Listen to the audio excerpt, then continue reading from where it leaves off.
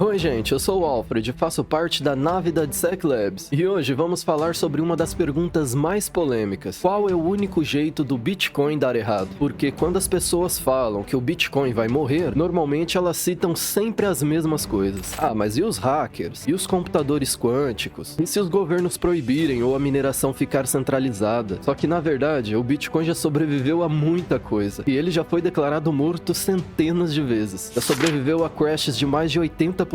Já sobreviveu a banimentos e já sobreviveu a corretoras quebrando. E mesmo assim, continua existindo. Talvez porque o maior combustível do Bitcoin não seja a tecnologia. Talvez seja o próprio sistema financeiro atual. E é aí que entra a ideia desse vídeo. Porque o único jeito do Bitcoin realmente dar errado não é um ataque hacker hollywoodiano. Não é uma invasão de computadores quânticos. O único jeito do Bitcoin dar errado é o sistema tradicional começar a funcionar direito. Sim, parece piada, né? Eu sei.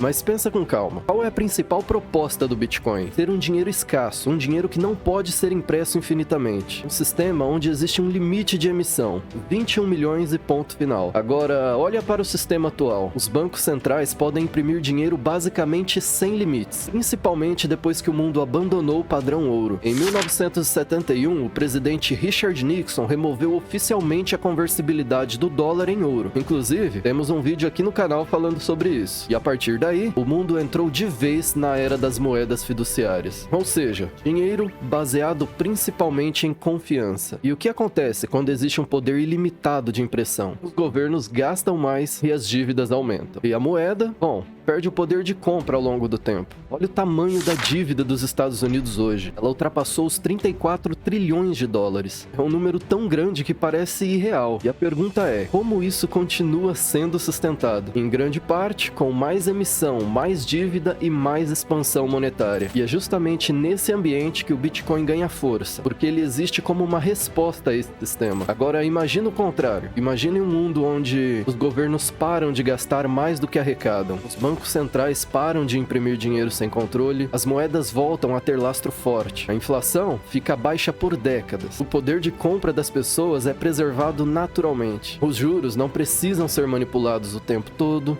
Nesse cenário, o Bitcoin perderia muita força como tese, porque grande parte da adoção do Bitcoin vem justamente da desconfiança no sistema tradicional, e não é difícil entender isso. Olha o que aconteceu em países com hiperinflação, Argentina, Venezuela, Zimbábue. Quando a moeda local começa a desmoronar, as pessoas correm para qualquer coisa que pareça mais escassa ou mais confiável, seja dólar, ouro ou até mesmo o Bitcoin. E no fundo, o Bitcoin cresce em cima das falhas do sistema. E isso é o mais irônico de tudo, porque muita gente acha que o Bitcoin precisa destruir o sistema financeiro para dar certo, quando na verdade, o sistema já está se destruindo sozinho há décadas. O Bitcoin só existe como consequência. Se as moedas fiduciárias realmente preservassem o valor por longos períodos, será que tanta gente teria interesse em buscar alternativas? Se o dinheiro não perdesse o poder de compra com o tempo, será que existiria tanta necessidade de investir simplesmente para tentar não ficar mais pobre? Porque essa é uma das coisas mais estranhas do sistema atual. As pessoas precisam correr riscos só para tentar manter o poder de compra. Investem em ações, imóveis, investem em qualquer coisa, porque deixar o dinheiro parado significa ver ele derreter aos poucos. Outra coisa importante, muita gente diz que o Bitcoin não tem valor intrínseco, mas eu te pergunto, o que dá valor ao dinheiro atual? Hoje o mundo inteiro funciona baseado principalmente em confiança, só que a história mostra que quando os governos podem imprimir, eles normalmente imprimem, e muito. Durante a pandemia, por exemplo, trilhões de dólares foram injetados na economia, e é exatamente isso que o Bitcoin continua chamando a atenção, porque ele opera com regras fixas. Ninguém consegue apertar um botão e criar mais Bitcoins do nada. Ele perde a força se o sistema tradicional voltar a ser extremamente disciplinado, e o mundo voltar a ter responsabilidade fiscal real. Se as moedas pararem de perder o valor constantemente, e sim, talvez o Bitcoin enfrente a sua maior ameaça. O problema é que, olhando para a história, isso parece muito difícil, porque politicamente é muito mais fácil imprimir, é mais fácil adiar o problema para o futuro, e enquanto isso continuar acontecendo, o Bitcoin continua existindo como alternativa. No final, talvez o maior argumento a favor do Bitcoin não seja o próprio Bitcoin, talvez seja o funcionamento do sistema atual. E a pergunta pergunta que fica é simples. Os governos do mundo realmente vão parar de imprimir? Os bancos centrais realmente vão abrir mão desse poder? As moedas fiduciárias vão voltar a ter lastro forte e disciplina total? Ou no fundo, todo mundo sabe que isso provavelmente nunca vai acontecer? Essa é a pergunta que eu deixo pra vocês. Inscreva-se no canal e participe da nossa comunidade do WhatsApp. Eu tô te esperando no próximo vídeo. Tchau!